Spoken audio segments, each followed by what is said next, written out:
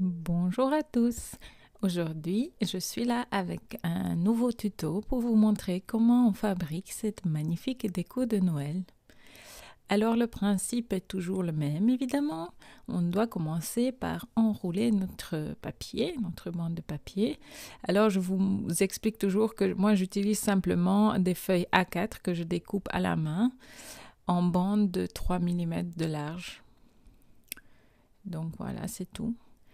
Et puis, vous le laissez dérouler. Et dès qu'il est déroulé, vous pouvez donc attacher le bout avec un tout petit point de colle.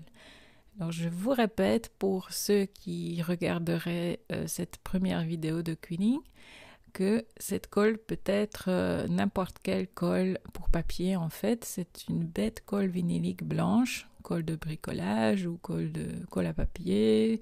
En général, la colle pour les enfants est en fait celle-ci. Alors, elle marche très très bien pour tout ce qui est papier en fait. Et alors, donc, une fois le bout collé, vous pouvez écraser ainsi votre papier, votre cercle. Et donc, ça donnera ceci. De façon symétrique, les deux côtés pour créer des coins. Et alors, on va faire exactement la même chose, mais on va couper le papier en deux. Et comme cela, vous allez voir, nous allons obtenir une petite forme qui sera beaucoup plus petite que l'autre. Et cela nous permettra donc de varier les motifs. Et c'est très très pratique, je fais ça souvent car en fait finalement en papier roulé vous ne pouvez pas faire des centaines de formes différentes et donc c'est bien d'avoir des motifs plus petits ou plus grands. Cela donne très bien dans les décorations. On le laisse dérouler donc. On colle le bout de nouveau et puis on va de nouveau l'écraser exactement pareil. Alors je suis désolée si je répète plusieurs fois la même chose ou la même chose dans plusieurs tutos. Je fais ceci parce que tout le monde ne suit pas toutes mes vidéos et donc il y a des gens qui me posent des questions alors que ces choses-là je les avais déjà couvertes dans d'autres vidéos. Donc maintenant je vais essayer de répéter ce qui est le plus important à chaque fois. Désolée pour ceux qui connaissent déjà tous ces petits détails. Et je laisse aussi les montages un peu plus longs, comme ça, voilà, vous avez toutes les infos à votre aise, on n'est pas pressé. Donc, comme vous avez pu voir, on avait obtenu la même chose, mais en beaucoup plus petit. Et puis, on va faire un cercle excentrique. Je ne sais pas si on peut dire ça comme ça en français, mais en anglais, ça s'appelle un eccentric circle. Et cela veut dire, en fait, qu'on laisse notre forme donc en cercle, mais on va créer un centre qui ne sera plus un centre en fait, qui sera tiré vers le côté et qui sera attaché. Et donc ainsi, on va assurer que cette forme, donc les formes circulaires, donc restent bien uniformes. Car avec le cercle, ce qui est spécial, c'est que si vous laissez le cercle sans faire ceci, alors après quelques temps, ça continue donc à se dérouler. Après quelques temps, les motifs dans le cercle ne sont plus très jolis, car ça continue à se dérouler et à la fin, ce n'est plus du tout aussi égal. Et donc, si vous voulez des cercles bien égaux à l'intérieur, il faut donc tirer avec une épingle le centre vers le bout et puis vous mettez un petit point de colle.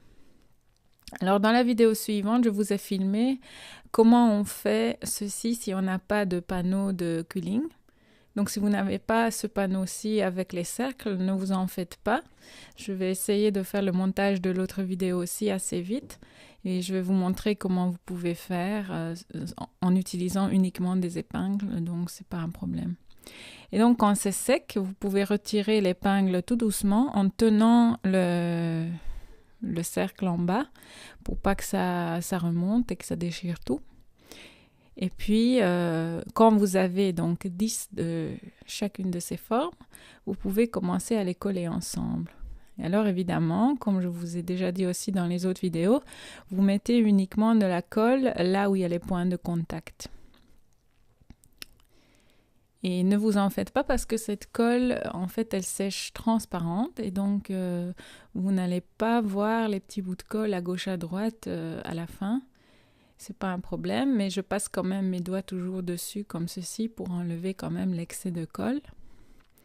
Et puis une fois que ça c'est fait, vous pouvez passer au motif suivant, donc au grand cercle qu'on va poser comme ceci entre les petites pétales. Et puis on fait tout le tour évidemment comme d'habitude.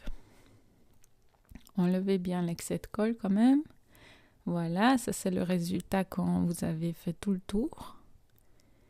Et puis on passe au dernier petit motif en mettant un peu de colle sur le bout donc. Ici je ne sais pas ce qui s'est passé, mes cercles sont plus éloignés que d'habitude.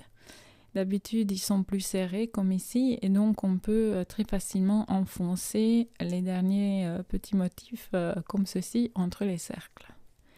Et c'est tout. Et vous attendez que ça sèche quelques minutes et puis vous pouvez les manipuler après. Ils seront assez solides. Voilà. Mais si jamais il y a des petits bouts qui se détachent, vous pouvez remettre un petit bout de colle et cela tiendra très bien en fait.